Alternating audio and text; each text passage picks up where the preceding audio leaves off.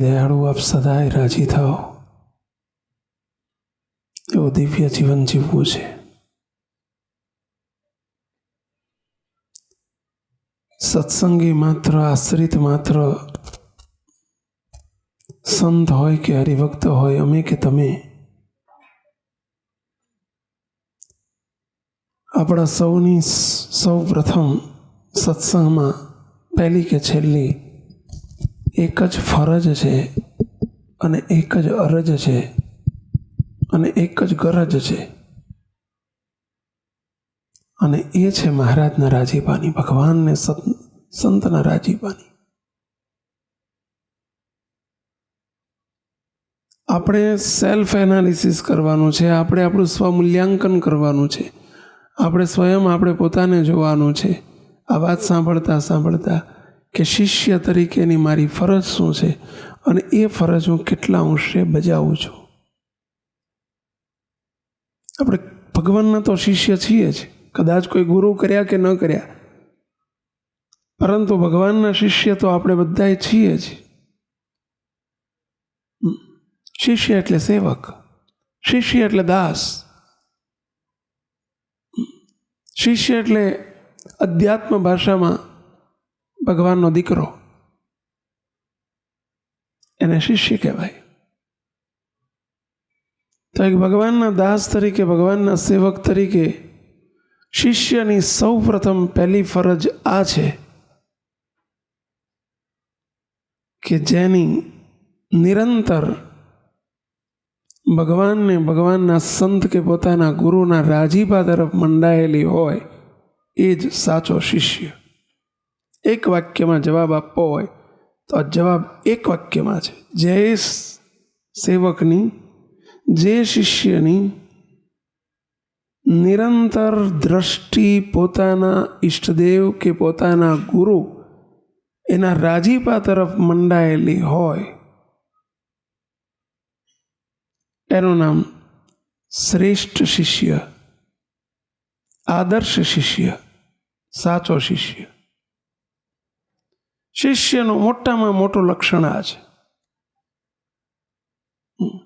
બસ રાજી કરવા છે. જીવનનો જેનો જીવન ધ્યેય બની જાય કે મારે કરી કરીને બસ એમને રાજી કરવા છે, એના રાજીપામાં પોતાના સર્વે સુખો માની લીધા હોય, એનું નામ શિષ્ય. ગુરુના અને ભગવાનના ગમતામાં હોમાઈ જાય, એના રાજીપામાં ખપી જાય, એનું નામ શિષ્ય. એનું ગમતું મારું ગમતું, એમનો રાજીપો મારો રાજીપો, એમની ઈચ્છા મારી ઈચ્છા, એનું નામ સાચો શિષ્ય. શિષ્યનું એક જ આ લક્ષણ.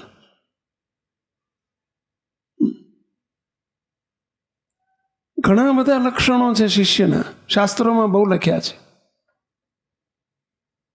પરંતુ એ ઘણા બધા લક્ષણોમાંનું શ્રેષ્ઠ અને એકમાં બધા લક્ષણો આવી જાય, ઓલ ઇન વન, એવું જો કોઈ શિષ્યનું, સાચા શિષ્યનું, આદર્શ શિષ્યનું, શ્રેષ્ઠ શિષ્ય તરીકેની ફરજ હોય, એનું જો કર્તવ્ય હોય, લક્ષણ હોય, તો એ આ છે. એમના રાજીપા સામુ દ્રષ્ટિ. કારણ કે રાજીપા વગર કશું શક્ય નથી, શિષ્યથી કશું શક્ય નથી, અને રાજીપાથી બધું શક્ય છે. રાજીપા વગર કશું શક્ય નથી અને રાજીપાથી બધું શક્ય છે. ભગવાનને, સંતનો, ગુરુનો રાજીપો થાય તો એ મોટા સંતોના શબ્દો પ્રમાણે કહીએ તો માખીમાંથી સૂર્ય જેવો થઈ જાય છે, રંકમાંથી રાજા થઈ જાય છે, જીવમાંથી શિવ થઈ જાય છે. ભગવાનને, સંતની કૃપાથી, રાજીપાથી. એના માટે કશું અસંભવ નથી. સમર્પણ કરી દેવું, લાખો રૂપિયાનું સમર્પણ કરવું, સમયનું સમર્પણ કરવું, સમય, શક્તિ, બુદ્ધિને આવડતનું કદાચ સમર્પણ કરવું, એના કરતાં શિષ્ય તરીકે શ્રેષ્ઠ શિષ્ય એને કહેવાય કે પોતાના ગમતાનું, પોતાની ઈચ્છાનું, પોતાની રુચિનું સમર્પણ કરવું, ગુરુમાં સમાઈ જાય, એની મરજીમાં સમાઈ જાય, એનું નામ સાચો શિષ્ય. અને જ્યારે એવો રાજીપો લેતા જેને આવડે ભક્તો, એને સર્વે પ્રાપ્તિ થઈ ચૂકી છે, સર્વે પ્રાપ્તિ થઈ જાય. ભગવાન પણ મળી જાય, છતે દેહે મળી જાય, આત્યંતિક કલ્યાણની પણ એને હા પડી જાય. અને અંતરની મલિન ગમે તેવી વાસનાઓ હોય, ગુણાયતાન સ્વામી, મોટા સ્વામી વાતોમાં લખે છે, સ્વામી કે આખી પૃથ્વીના મિસ્ત્રી, આખી પૃથ્વીના કડિયા, આખી પૃથ્વીના મજૂરો હથોડા લઈને મંડે તો પણ કારણ શરીરની જીવ સાથે જડાયેલી વાસના ટળે એવી નથી, હટે એવી નથી, બળે એવી નથી, તૂટે એવી નથી, પણ ભગવાનને મોટા સંતના રાજીપાથી સહજમાં તૂટી જાય છે. એટમ બોમ્બ છે મોટા પુરુષનો રાજીપો, શિષ્ય માટે એટમ બોમ્બ છે. જેમ એટમ બોમ્બ એક બોમ્બ પડે ને જેમ બધો જ વિનાશ કરી નાખે, એમ ભગવાનને, ભગવાનના સત્પુરુષનો, ગુરુનો રાજીપો થાય તો સર્વે દોષ માત્રનો પ્રલય થઈ જાય. સ્વામીએ બીજી એક વાતમાં લખ્યું છે, સ્વામી કે હીરો માકડના લોહીથી જ ફૂટે, એમ આ જીવની અનાદિકાળની વાસના મોટા પુરુષના અનુગ્રહથી જ તૂટે. અનુગ્રહ એટલે રાજીપો, અનુગ્રહ એટલે કૃપા. સદગુરુ નિષ્કુળાન સ્વામીને એક વખત સંતો ભક્તોએ પૂછ્યું, સ્વામિનારાયણ ભગવાનના મહાન સંત હતા નિષ્કુળાન સ્વામી, એમને કોઈએ પૂછ્યું કે સ્વામી, તમે તમારા જીવન દરમિયાન સાધુ થયા છો, એ પૂર્વે અને સાધુ થયા પછી તમે શું એક ધ્યેય નક્કી કર્યો છે, અમને શીખવાડશો? તમે શું લક્ષ્ય નક્કી કરેલું છે? સાધુ થવું છે એ તમારું લક્ષ્ય હતું? આ કાવ્યો બનાવવા નિષ્કુળાન સ્વામીએ ઘણા કાવ્યો બનાવ્યા છે. નિષ્કુળાન કાવ્ય નામના ગ્રંથની અંદર કેટલા અંદર ગ્રંથ, વચન સિદ્ધિને, સાર સિદ્ધિને, કલ્યાણ નિર્ણયને તમે જુઓ, અનેક ગ્રંથો અંદર હરિબળ ગીતા અને પુરુષોત્તમ પ્રકાશને ઘણા બધા ગ્રંથો અંદર લખી નાખ્યા છે. હજારો કીર્તન સ્વામીએ બનાવ્યા છે. સ્વામી, કીર્તન બનાવવા એ તમારા જીવનનો ગોલ, તમારા જીવનનો ધ્યેય શું હતો અને શું છે સ્વામી, અમને જરા જણાવશો? નિષ્કુળાન સ્વામી શીઘ્ર કવિ હતા એટલે એ જ મિનિટે સ્વામીએ તરત જ કીર્તન ઉપાડ્યું કે હું શું કરવા સાધુ થયો છું, સાધુ થઈને કે ગ્રસ્તમાં રહીને શિષ્ય તરીકે આપણે બધાએ શું કરવાનું છે.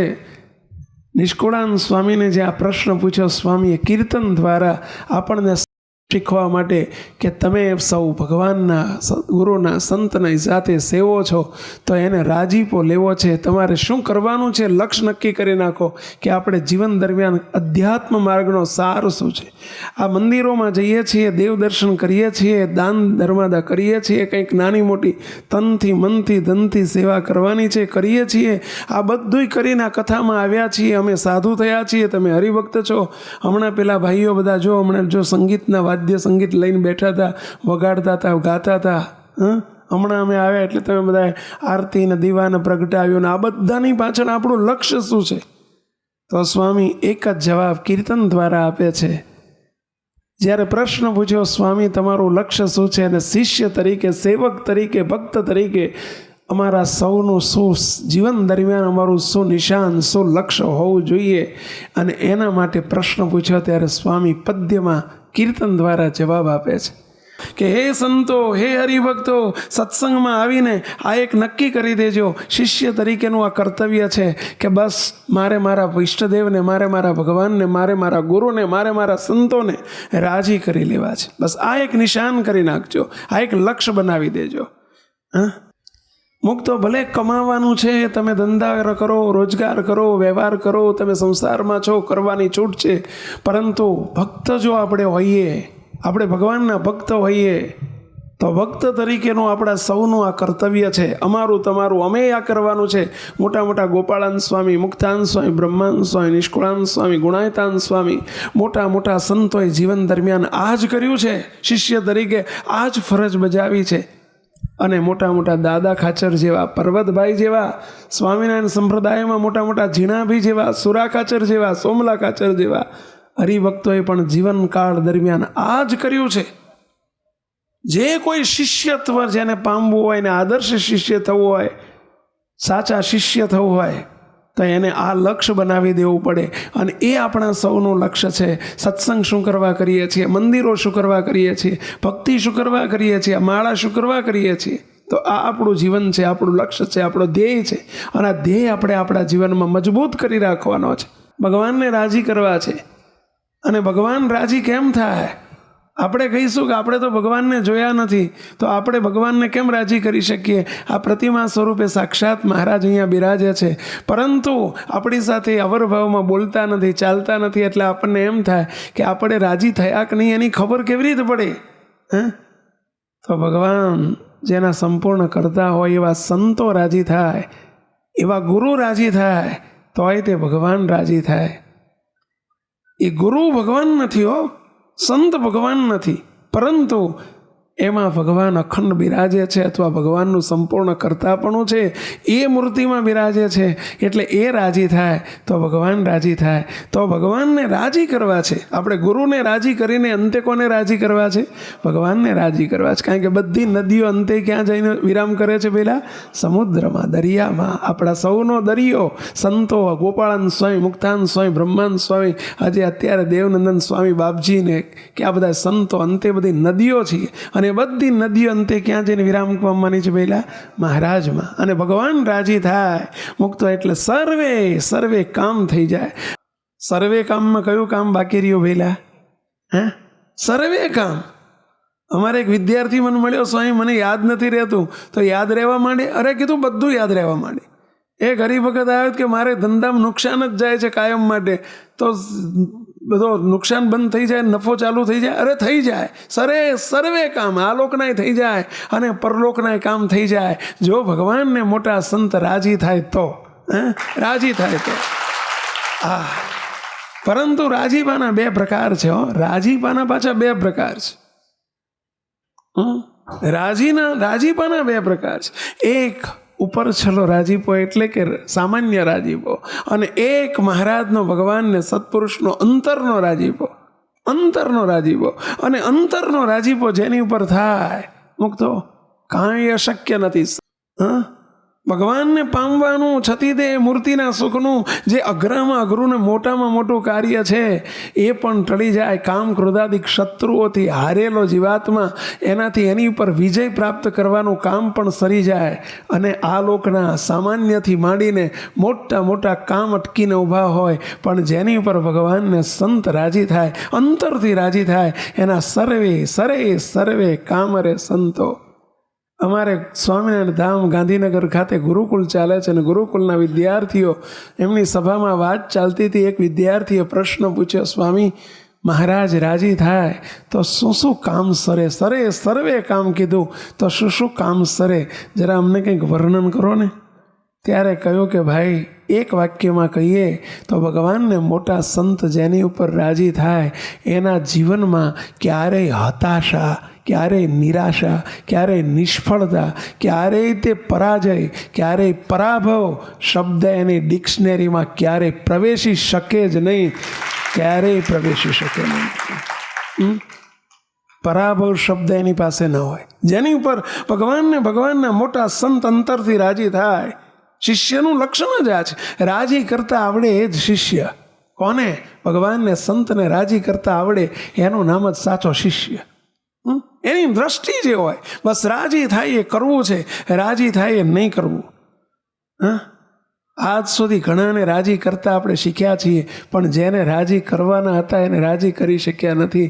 અને દુનિયા તો બહુ રંગી છે, એ રાજી થાય એવી નથી. અને રાજી થાય તો એમાં કંઈ વળે એવું નથી. અનંત જન્મ ધર્યા, અનંત જન્મમાં દુનિયાના લોકોને, હગાને વાલાને રાજી કર્યા, એને ફળ શું આપ્યું ખબર છે? જન્મ ધરાયા.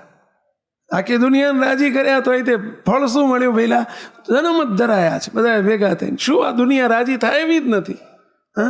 તમે આમ કરો તો તે કુરાજી, ને આમ કરો તો કુરાજી. પેલાના જેવું છે કે ડોહા ડોશી 2 જણા હાલ્યા જતા હતા અને પોઠીઓ લઈને જતા હતા. પોઠીઓ લઈને, હવે પોઠીઓ ઉપર ડોહા બેઠેલા ને ડોશી પાછળ ચાલે, એટલે બધા લોકોએ કહેવા માંડ્યો કે જો ના ડોહો હારો મૂર્ખો છે ને, અને એ બેહી ગયો છે ને બિચારી ડોશી ટાંકા ટેડે છે. લે, ડોહાએ કહ્યું કે ડોશી તમે બેહી જાઓ, હું ચાલું છું. આ બધા લોકો વાતો કરે છે. અત્યારે જમાનો બદલાઈ ગયો છે. છોકરાને લઈને જતા હોય તો ડોશી એમને હાલે ને ડોહા જ રમાડતા હોય છોકરાને. એવો જમાનો આવ્યો છે. તેડ્યા હોય છોકરાને, એની માએ ના તેડ્યો હોય, બાપે જ તેડ્યો હોય. એટલે અત્યારે સમય બદલાણો છે. એટલે ડોશી તમે બેહી જાઓ. ડોશી બેહી ગયા ને ડોહાએ હાલવા માંડ્યું. ત્યાં લોકો બોલવા માંડ્યા કે જો ના ડોશી, બિચારો ડોહો ટાંકા ટેડે છે ને ડોશી ચાલે છે.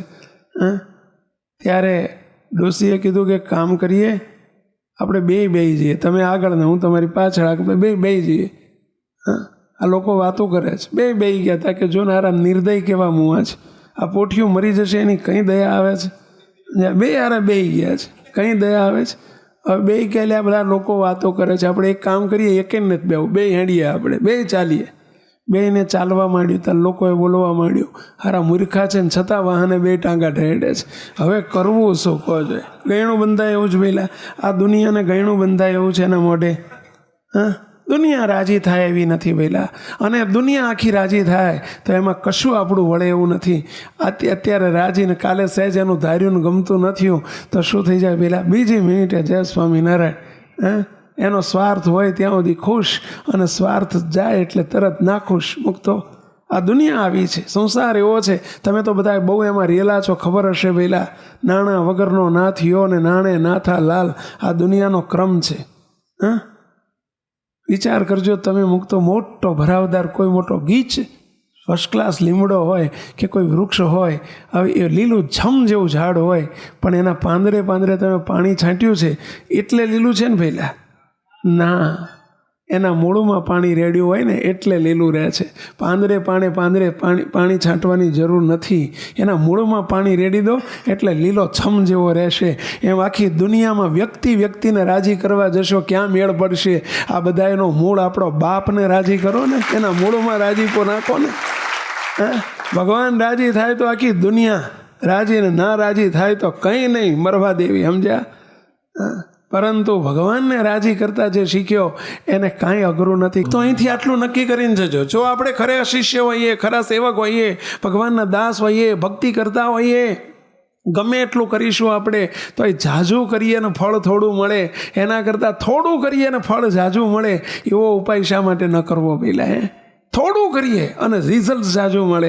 અમારે ત્યાં ઘણી વખત પ્રસંગ કહીએ છીએ, અમારે ત્યાં ગુરુકુળમાં 2 વિદ્યાર્થીઓની 10માની પરીક્ષા ચાલતી હતી ને સેવક જોડે આવ્યા. 3જું પેપર હતું. પેપર બતાવે ના કે કેટલા પેપર પત્યા? કે સ્વામી 3 પેપર પત્યા. કીધું આજનું કેવું ગયું? તો કે સ્વામી બહુ સરસ ગયું. બેન પૂછ્યું કેવું પેલા ગયું? તો કે બહુ સરસ ગયું. પછી કીધું કેટલા માર્ક આવે એવું લાગે છે? કે ધાર્યા કે નહીં? આપણે લોકો બધા ધારે ને માર્ક આવે એટલે સીધા ધારવા માંડે. ત્યારે પેલો એક છોકરો બોલ્યો મને કે સ્વામી, હાથ જોડીને કે સ્વામી બહુ સરસ ગયું. કેવું? ત્યારે કે સ્વામી 1 + 21. મેં કીધું 1 + 21 એટલે શું? સમજાય એવું બોલને.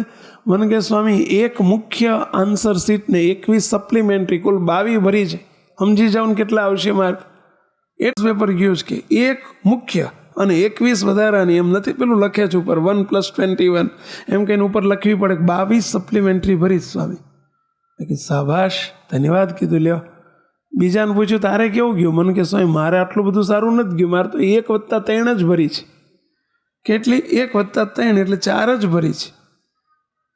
હવે જ્યારે રિઝલ્ટ આવ્યું ને 2 જણા રિઝલ્ટ લઈને આવ્યા, ઓલો 1+21 વાળાને પૂછ્યું કેટલા માર્ક આવ્યા? ઓલા 1+21ના પેપરમાં કેટલા આવ્યા? તા કે 18.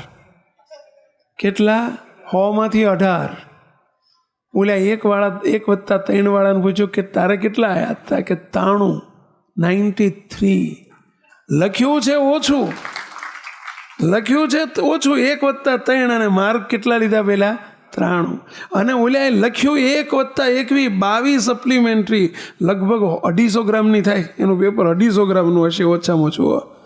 બોલો, એટલે આ કીધું ભલામણા 1માં 1 તો લાવવો તો, અહીંયા 1 સપ્લિમેન્ટરીમાં 1 તો લાવવો તોય 22 તો આવત, પણ માર્ક આવ્યા 18. આપણે બધાને આવું થાય છે.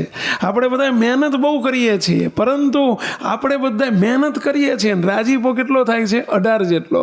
અહીંયા હવે એવો નિષ્કુળાનંદ સ્વામીને પૂછે છે કે નિષ્કુળાનંદ સ્વામી અંતરનો ભગવાનનો રાજીપો થાય, મોટા સંતનો રાજીપો, અંતરનો રાજીપો થાય, એવો કોઈ ઉપાય બતાવો ને કે 1+3 લખીએ ને 93 આવી જાય, એવો ઉપાય અમને બતાવો ને ભાઈ સાહેબ. હા, એટલે આપણે બધાની જરૂર ખરી એવો ઉપાય જાણવાની? કેટલાની ઈચ્છા છે જાણવાની? ઓછી મહેનતે શોર્ટકટ 1+3 લખીએ ને 93નો ઢગલો થઈ જાય, માર્કનો ઢગલો થઈ જાય. હા, એવો રાજીપાનો ઉપાય બતાવો ને ભાઈ સાહેબ. તમે કહો છો કે ભગવાનને સંત રાજી થાય તો ન્યાલ કરી દે, ન્યાલ કરી દે, ન્યાલ કરી દે. સરે સર્વે કામ રે સંતો કરીએ રાજી ઘનશ્યામ. તો ભાઈ સાહેબ રાજી કરવાના ઉપાય તો શાસ્ત્રોમાં તો બહુ લખ્યા છે.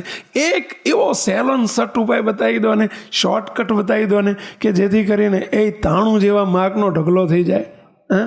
કરીએ ઓછું અને મળે જાજુ. આવો કોઈ ઉપાય બતાવો ને.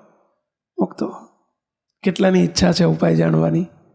કેટલાને જરૂર છે? હા, શોર્ટકટમાં તો આપણે બધા તૈયાર થઈ જઈએ. હોવું જ જોઈએ. અમે શોર્ટકટ ઈચ્છીએ છીએ.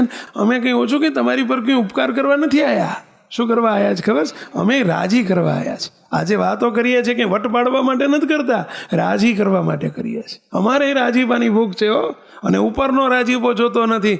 ઉપર ચલો રાજીપો તો 22 સપ્લિમેન્ટરી ભરીએ અને 18 જ મળે, એમાં કશું ના પડે. નપાસ જ થાય. 18માં નપાસ જ કહેવાય ને વહેલા. એમાં કશું ના વળે, આપણું ખીચડું ના ચડે. આપણે તો અંતરનો રાજીપો જોઈએ છે. અને અંતરનો રાજીપો એટલે 1+3 4 સપ્લિમેન્ટરીમાં 93 માર્કનો ઢગલો થઈ જાય, એવો રાજીપો જોઈએ છે મહારાજ પાસે. અને એવો રાજીપાનો ઉપાય નિષ્કુળાનંદ સ્વામીને પૂછ્યો છે કે સ્વામી એવો ઉપાય બતાવો ને અમને કે જેથી તમારા અંતરનો રાજીપો, મહારાજના અંતરનો રાજીપો થઈ જાય.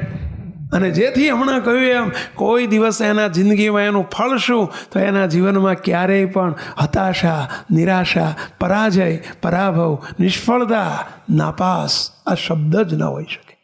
મુક્તો અંધારામાં હાથ નાખે અને સફળ થાય, અવળું નાખે ને હવળું પડે.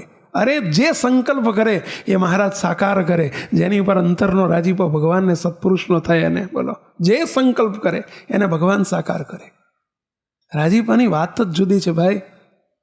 હાલી મોવાલી આ લોકોનો રાજા રાજી થઈ જાય તો એ ન્યાલ કરી દે, તો આ તો ભગવાન રાજી થાય તો શું ના આપે. એક નગરના શેઠ હતા. તે નગર શેઠને ત્યાં ચોરી થઈ. ચોર આવ્યા રાત્રે અને નગરનું શેઠનો મોટો બંગલો, તે શેઠના ઘરે ચોરી થઈ. ચોરી કરવા આવ્યા ને શેઠે થોડો સામનો કર્યો. શેઠ જાગી ગયા એટલે એમણે ઝપાઝપી થઈ ગઈ. અને ઝપાઝપીમાં પેલા ચોરે નક્કી કરેલું, મૂડી ઘણી હતી ઘરમાં, એટલે શેઠનું ખૂન કરી નાખ્યું. નગર શેઠ હતા, એમનું મર્ડર કરી નાખ્યું. અને ચોર ચોરી કરીને બધું લઈ ગયા. બીજે દિવસે સવારમાં રાજાને પાસે ફરિયાદ ગઈ. નગરના જે રાજા હતા, રાજા પાસે ફરિયાદ ગઈ. અને ફરિયાદમાં સમાચાર મળ્યા કે શેઠને મારી નાખ્યા છે, શેઠનું ખૂન થયું છે, ચોરી કરીને ચોર લઈ ગયા છે. હવે શેઠને ને રાજાને બહુ જ ઘર જેવો સંબંધ હતો. એટલે રાજા દુઃખી થઈ ગયા ને એમણે ઓર્ડર કરી દીધો સિપાહીઓને, સિપાહીઓ ગમે તેમ કરો, રેડ એલર્ટ જાહેર કરી દો. હા, ગમે તેમ કરો, એની હાવ એની વે આ ચોર પકડાવવા જોઈએ, ખૂની પકડાવવો જોઈએ, 24 કલાકમાં પકડાવવો જોઈએ, ગમે તેમ કરો. અને પોલીસ તો છૂટી વહેલા. 24 કલાકમાં બીજે દાડે સવાર તો ચોરને પકડ્યા. રીતસર એક ચોર જે મુખ્ય હતો ને એ પકડાઈ ગયો. એને પકડીને હાથકડી પહેરાવીને નગર પેલા રાજાની જોડે લાવવામાં આવે છે. રાજા એ વખતે સવારમાં બધા એના સાથીઓની જોડે બેઠા બેઠા પેલા સોગઠા રમે. પહેલાંના જમાનામાં સોગઠાની રમત આવતી, ઘણા નામ જ આ સાંભળ્યું હશે. ચોપાટ કે ને, ચોપાટ કે સોગઠા કે, એની રમત. અત્યારે બધી આ ચેસ બેસ બધી થઈ ગઈ, ઇન્ડોર ગેમ છે એક જાતની, હતી પહેલી. અત્યારે ચેસની ગેમ આવી એમને બદલે, કેરમ ને ચેસ ને. એ વખતે આવું બધું નહોતું, સોગઠા હતા.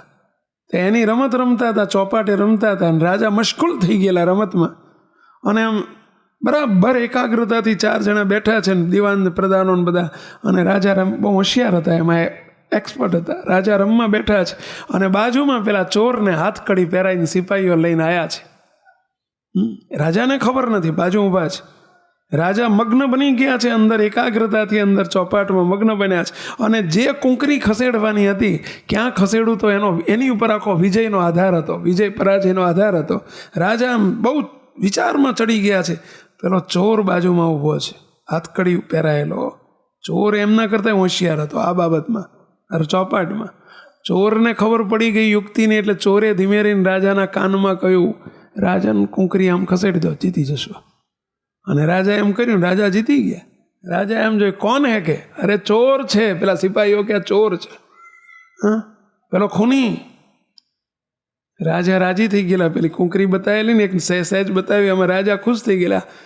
અરે કોનો ખૂની? પેલો વાણિયાનો ખૂની છે કે આને 5 ગામ ભેટ આપી દો, કે 5 ગામ આપી દો ભેટ. હવે ઓલ્યા ચોરને આટલું કર્યું, રાજા રાજી થઈ ગયા. ને રાજા રાજી થઈ ગયા તો 5 ગામનો ધણી કરી નાખ્યો. બોલો, હવે એને જિંદગીમાં કોઈ ચોરી કરવાની રહેશે ભીલે? હા, ન્યાલ કરી નાખ્યો ને. જો એક રાજા રાજી થઈ જાય તો આ રાજા ધીરાજ જો રાજી થઈ જાય તો મુક્ત શું ના આપે, કહેશો શું ના આપે? હા, બસ એને રાજી કરવા છે. સંકલ્પ બીજું ઓછું થાય તો કંઈ નહીં, રાજી કરવા છે. અને ઉપરથી નહીં, આપણે 18 માર્ક નથી જોતા. આપણે તો 1 ને 18, 1 ને 21, 22 ભરીએ ને 18 માર્ક. એ ધંધો નથી કરવો. બહુ આ જુદી કર્યો આપણે, આ જુદી આ જ ધંધો કર્યો છો. કરીએ બહુ અને માર્ક ઓછા એનું બારે, રાજી ઓછા થાય. એ ધંધો નથી કરવો. હવે મહારાજને રાજી કરવા છે. ઓછું કરીએ અને ઝાઝો નફો મળે. નફો એટલે રાજીપો, સત્સંગનો નફો એટલે રાજીપો. અને ઝાઝા ભગવાન રાજી થાય. એનો ઉપાય શું? તો નિષ્કુળાનંદ સ્વામી હવે શું લખે છે એનો ઉપાય બતાવે છો. અંતરનો રાજીપો કમાવાનો ઉપાય. કેટલાને જરૂર છે? ફરીથી આપણે આંગળી ઊંચી કરાવીએ છીએ. કેટલાને જરૂર છે? બધાને. શાબાશ. આ એક લીટીમાં આ માસ્ટર કી બતાવે છે. આ નિષ્કુળાનંદ સ્વામી માસ્ટર કી બતાવે છે. હા, ઝાઝા માર્ક લેવાની, ઝાઝો રાજીપો કમાવાની, અંતરનો રાજીપો કમાવાની માસ્ટર કી બતાવે છે. માસ્ટર કી એટલે સમજ્યા ને પહેલા? જે ચાવીથી બધા તાળા ઉઘડી જાય એને કહેવાય માસ્ટર કી. હર્ક્યુલસ ને હીરો સાયકલનો ઉઘડી જાય, હીરો હોન્ડાનો ઉઘડી જાય, તમારી ઓડી ગાડી હોય તો એનું ઉઘડી જાય, તમારા ફ્લેટનું ઉઘડી જાય, જલારામનું તાળું ઉઘડી જાય ને ગોદરેજનું ઉઘડી જાય, બધા તાળા ઉઘડી જાય એક ચાવીથી. હવે એવી ચાવી આપણે મળી જાય તો શું ખોટું પેલા કહો? માસ્ટર કી. એમ સર્વે પ્રકારે અંતરનો રાજીપો થઈ જાય એવી માસ્ટર કી બતાવી. શું બતાવી? મરજી જોઈ મહારાજના મનની, તેમાં રહીએ 8 જામ. ભગવાનની મરજી જોઈને, ભગવાનના સત્પુરુષની મરજી જોઈને એ મરજીમાં રહેતા શીખીએ.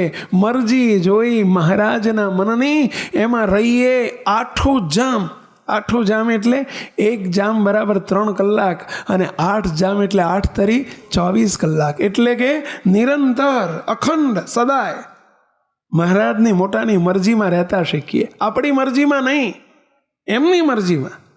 કોઈ ક્યાંક પણ કંઈક એમને આપણે આમાં હાથ જોડીને કહેવું હોય કહેવાય કે ના કહેવાય? હા, અરજી જરૂર કરાય, પણ એમ જ કહેવાનું, હે મહારાજ, અરજી અમારી અને મરજી તમારી. શું શબ્દ આપણે વિચારવાનો? અરજી અમારી, અરજી કરવાની છૂટ, પણ મરજી તમારી. નિરંતર આટલું દ્રઢ કરતા શીખીએ મુક્તો.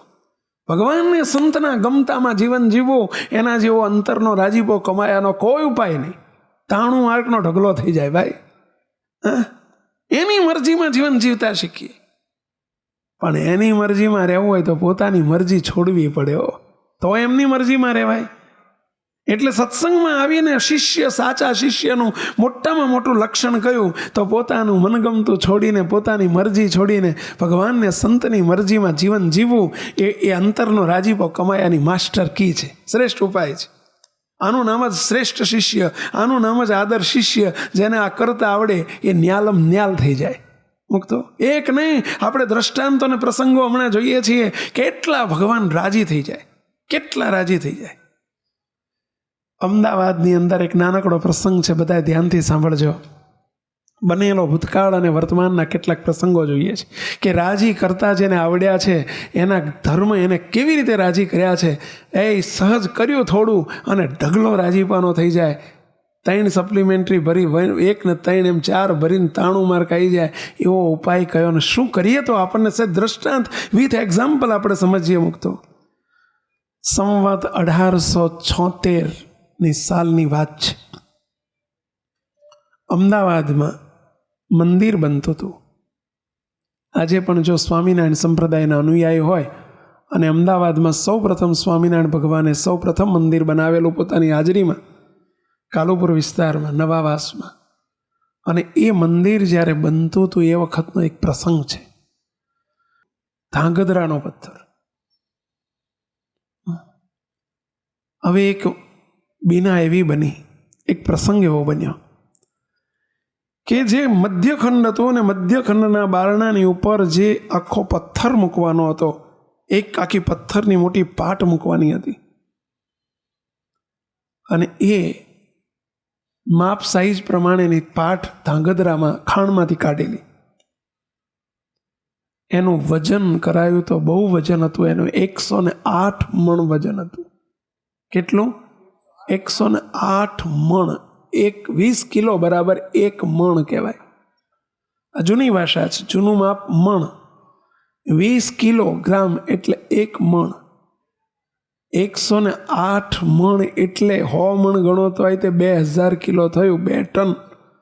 અને ઉપર 2160 કિલો થયું વજન. હવે આટલું બધું વજન ગાડામાં, એ વખતે ટ્રકોનો જમાનો નહીં, એ વખતે લેલન ગાડીઓનો જમાનો નહીં, બળદગાડા હતા. અને બળદગાડાની અંદર પથ્થરને ધાંગધ્રાથી અમદાવાદ લાવવાનો હતો.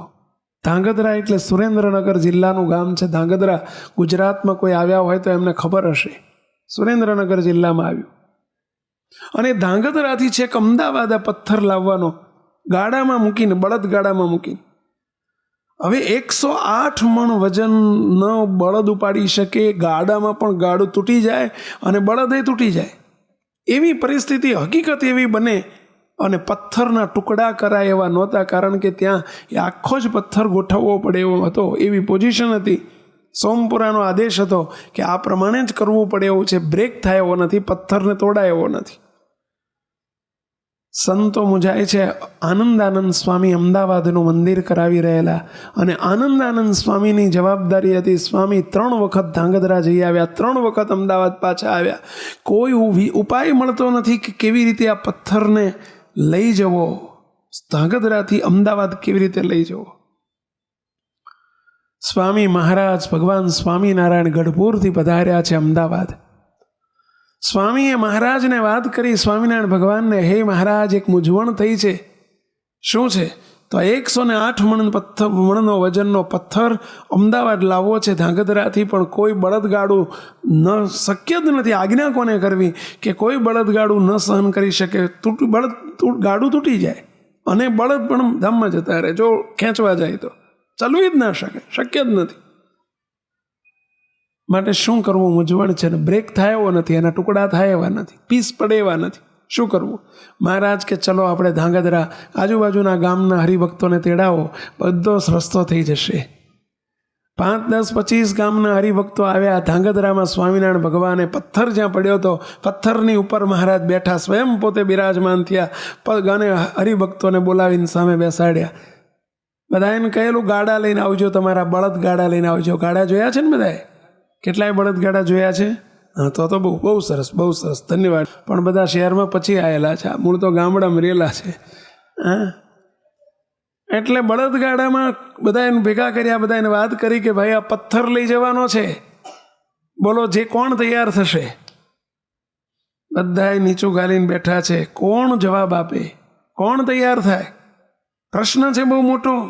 બુદ્ધિએ કરીને વિચારે, આંખે કરીને દેખાય છે કે આવડો મોટો પથ્થર, આટલો વજનદાર. મહારાજે સ્પષ્ટ કહ્યું એનું 108 મણ વજન છે, એટલો ભારે પથ્થર છે, પણ લઈ જવાનો છે, ગાડામાં મૂકીને લઈ જવાનો છે. કશું નહીં થાય, બોલો કોણ તૈયાર છે? કશું ગાડાને નહીં થાય ને કશું બળદને નહીં થાય, બોલો છે કોઈ તૈયાર? હરિભક્તો તો 5, 25, 50 બેઠા હતા, પરંતુ મહારાજની મરજીને જાણી ન શક્યા. અમુક તો મરજીને જાણવી, ભગવાનને સંતની મરજીમાં રહેવું એ કોઈ નાની સૂની વાત નથી. અમુક તો માસ્ટર કી એમને એમ કીધી હશે ભઈલા. હા, બુદ્ધિએ દેખાય છે કંઈક, બુદ્ધિએ સમજાય છે, દેખાય છે જુદું, આંખે દેખાય છે જુદું, કે 108 મણનો પથ્થર કેમ ગાડામાં હમાતો હશે, અને ગાડું તૂટી જાય, બળદ મરી જાય, લઈ જવાતો હશે. મહારાજ કે બોલો કશું નહીં થાય, છે કોઈ હરિનો લાલ? અને એ વખતે આટલા બધા ખેડૂતો બેઠા છે, પરંતુ એમાંથી અંકેવાળિયા ગામના જીવા પટેલ કરીને હરિભક્ત હતા, અને જીવા પટેલે આંગળી ઊંચી કરી, મહારાજ આપની મરજી છે કે આ પથ્થર લઈ જવાનો છે, આપ મૂંઝાવો છો? આનંદાનંદ સ્વામી મૂંઝાવે છે, સ્વામી મહારાજ તમારી મરજીમાં મારે જીવન જીવવું છે, મારે તમને રાજી કરવા છે, માટે મારું ગાડું તૈયાર છે, મારો બળદે તૈયાર છે, અને ગાડામાં લઈ જવા માટે આ સેવક પણ તૈયાર છે. મહારાજ ચલો માંડો બધા ભેગા થઈને આપણે ગાડામાં મૂકવાનો પ્રયત્ન કરો. મરજી જોઈ મહારાજના મનની, તેમાં રહીએ આઠું જામ. જ્યાં આટલો શબ્દ વિરમગામા જીવા પટેલ કરીને, વિરમગામા એમની સરનેમ હતી, વિરમગામા કરીને, અને એ જીવા પટેલ એમ બોલ્યા કે હું તૈયાર છું મહારાજ. મરજી જોઈને એમાં ભળી ગયા ભેળા, પોતાની મરજી છોડી દીધી, પોતાની બુદ્ધિને છોડી દીધી. લઈ જવાતો હશે? અરે ભગવાન ધારે તો 100ના નાકામાંથી 1000 હાથીને પસાર કરી શકે કે ના કરી શકે ભેલા? એટલે હોયના નાકામાં 1000 હાથી જાય, કીડી ના જાય, 1000 હાથી જાય, પણ ભગવાન કોને કહેવાય? અશક્યને શક્ય કરે એનું નામ ભગવાન. હા, તો બસ વિશ્વાસ છે ભગવાન ઉપર, મરજી એમની છે, તો આપણે કોઈ બોલવાની જરૂર નથી. અને એ જ વખતે એમણે કહી દીધું, મહારાજ હું તૈયાર છું, આઈ એમ રેડી. મહારાજ મારું ગાડું તૈયાર છે અને આ બળદે તૈયાર છે, આપની મરજી છે એટલે થશે જ. કેટલો વિશ્વાસ કહેવાય! અને પ્રભુની મરજીમાં રહેવું, એના જેવું કોઈ રાજી કર્યાનો ઉપાય નથી. મુક્તો બુદ્ધિનો પ્રયોગ ત્યાં ન કરવો. અને મહારાજ રાજી થઈ ગયા. મહારાજ કે ભક્તો ચલો હેડો ચડાવો બધા. હવે 25 જણા ભેગા થયા, 25 જણા ભેગા થયા. 108 મણ વજનનો પથ્થરને ઊંચકવો અને ઊંચકીને ગાડામાં મૂકવો. એ વખતે બધી ક્રેન બેનનો જમાનો નહીં, ઓલી ક્રેનથી ઉપાડીને મૂકી દે ખટ દઈને, એવો જમાનો નહોતો. હા, એટલે બધાએ ઊંચકીને અંદર મૂકવાનો ગાડામાં. બધાએ કે મહારાજ આ ગાડામાં ના મુકાય, ગાડું ભાંગી ભૂકો થઈ જશે, હમણાં પડ્યું સમજો, અને બળદ બિચારા ઊં કરશે ને તો એ નહીં ખેંચી શકે, મરી જશે બળદ, આવું ના કરો. ત્યારે મહારાજ કે બોલો જીવા પટેલ તમારે શું કહેવું છે? જીવા પટેલ કે રાજા ધીરાજ, તમે સંકલ્પ કર્યો છે તો તમારા સંકલ્પમાં ભળી જવો એવો મારો ધર્મ છે. સંકલ્પ કોનો છે? મરજી કોની છે? હા, તમારી મરજી છે મહારાજ. ભલે બધા આખી દુનિયા ગમે એમ કે નહીં જાય. મહારાજ મને વિશ્વાસ છે કે તમારી મરજી છે એટલે થવાનું જ છે મહારાજ. કશું થવાનું નથી મારા ગાડાને, કશું થવાનું નથી મારા બળદને. મરજીમાં ભેગા ભળી જવું, ભગવાનને સંતની મરજીમાં ભેળા ભળી જવું. મુક્તો કેટલો એમાં રાજીપો મળે. કહ્યું ને કે 93 પેપર ઓછું લખવાનું, 100 ગ્રામનું પેપર ને 93 માર્ક મળે. અને 250 ગ્રામનું પેપર લખીને તૂટી જવાનું, માર્ક 18 મળે. આપણે ધંધો 18નો જ કર્યો છે અત્યાર સુધી. હવે આપણે આ શીખવાનું છે. આજે હું એક શિષ્ય તરીકે મહારાજને રાજી કરવા છે, બસ મોટા પુરુષને રાજી કરવા છે. આ પ્રસંગો અંકેવાળિયાના જીવા પટેલ માટેનો નથી, આ પ્રસંગ આપણા બધા માટેનો છે. કે સમય આવે ત્યારે ખબર પડે કે આપણે આપણી મરજીને છોડી શકીએ છીએ, ભગવાનને સંતની મરજીમાં રહી શકીએ છીએ. હા, અને પથ્થર મૂકવા માંડ્યો. બધા ના કરતા રહ્યા. મહારાજ કે મૂકી દો. અને પથ્થર જ્યાં મૂકતો, સલામતી કોના હાથમાં છે પહેલા? નિર્ભય સ્વરૂપ છે, એના વચને નિર્ભય થઈ જવાય. અને રીતસર મૂકતો. ગાડામાં પેલો પથ્થર મૂક્યો, ગાડે બળદ જોડ્યા. અને મહારાજે કહેલું ચલો ચાલુ કરો, હું મારી માણકી ઘોડી આગળ ચલવું છું, પાછળ ગાડું ચલાવું છું.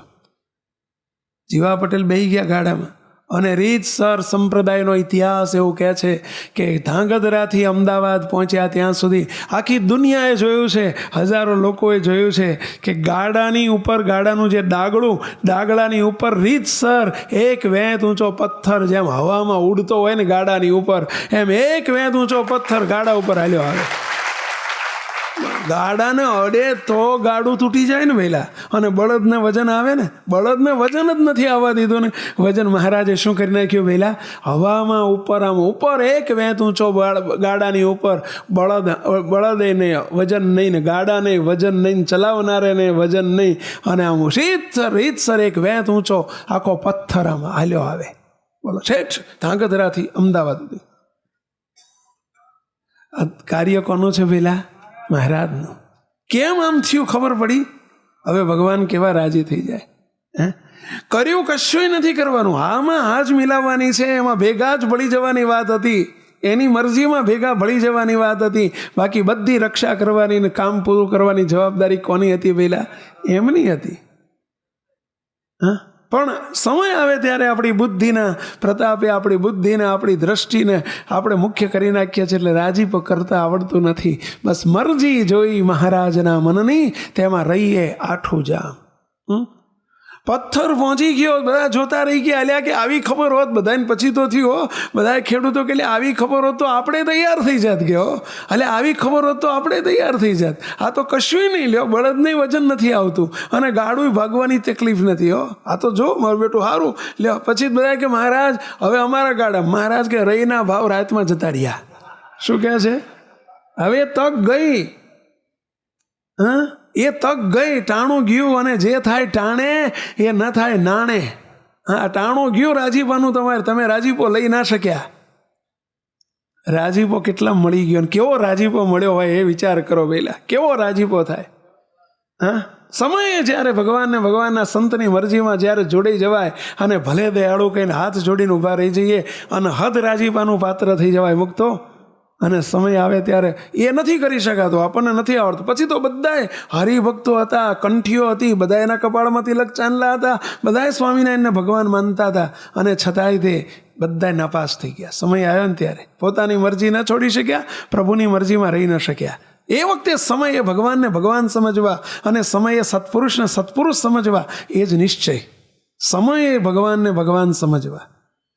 હા, મરજીમાં પડી ગયા અને ત્યાં ગયા. મહારાજ આમ ઓલા જીવા પટેલને આનંદનો પાર નથી, આમ જોયા કરે. મારું મને તો ન્યાલ કરી નાખ્યો. પણ કર્યું તું શું? એમણે પહેલી મૂડી રોકાણ કર્યું ને પેલા. મૂડી રોકાણ એટલે સમજ્યા ને પેલા, આટલું જ મરજીમાં રહેવા રૂપી મૂડી રોકાણ કર્યું. નફો વાય ઢગલો મળવા માંડ્યો. લ્યો ઠેઠ અમદાવાદ મહારાજ આમ પાગળ ચાલ્યા જાય માણકી ઉપર ને પાછળ ગાડું હેંડ્યું જાય. બધા હજારો લોકો જો એ કહું, બધા એને એમ લાગે એટલે જોતો ખરો, એટલે આ પથ્થર જો ગાડાની ઉપર વેંત ઊંચો હવા મૂડે, જો બધા જો કરતા રહ્યા ને અમદાવાદનું મંદિર આવી ગયો નવો વાસ ને ત્યાં પથ્થર હવે ઉતારવામાં બળ પડે પહેલાં. સીધો બળદ પથ્થર ઉપાડ્યો અને પછી મહારાજ કે હરિભક્તો ચલો સભા કરવી છે. સાંભળજો, સભા કરવી છે એમ કહીને મહારાજે હરિભક્તોની સભા ભરી. 25-50 અમદાવાદના હરિભક્તોએ રાહ જોઈને બેઠેલા અને બધા એને સંતો નહીં તે ટેન્શન ઉતરી ગયેલું. પથ્થર આવી ગયો. હવે સભા કરી સ્વામિનારાયણ ભગવાને. પછી સ્વામિનારાયણ ભગવાન શું બોલ્યા ધ્યાનથી સાંભળજો. સ્વામિનારાયણ ભગવાન કહે છે, સંતો ભક્તો, ભગત તો ભેંસ જેવા થવું, બકરા જેવા ના થવું. અને આ જીવા પટેલ છે ને મારા ભેંસ જેવા ભગત છે. શબ્દ સાંભળજો બરાબર, આમાં કોઈ નહીં સમજાય એવો શબ્દ છે. શું કહે છે? ભગત થવું તો જેવા થવું, બકરા જેવા ના થવું. અને આ જીવા પટેલ અમારા ભેંસ જેવા ભગત છે. ત્યારે સંતો હરિભક્તો હાથ જોડીને કે મહારાજ કંઈ સમજાણું નહીં, તમે આ બોલ્યા એમાં કઈ ઉર્દુ ભાષા બોલ્યા, અમને કંઈ ખબર ના પડી. ભેંસ જેવા ભગત એટલે શું? બકરા જેવા એટલે શું? ના જીવા ભગત ભેંસ જેવા ભગત છે એવું કીધું, એનું શું?